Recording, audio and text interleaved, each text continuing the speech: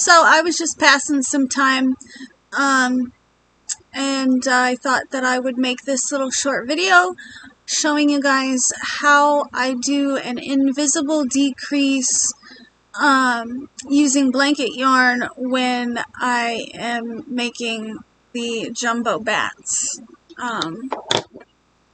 So yeah, I've been working on this little guy. So I hope you guys enjoy it. I hope some of you find it helpful. Like I said, it's just a little short video that I made.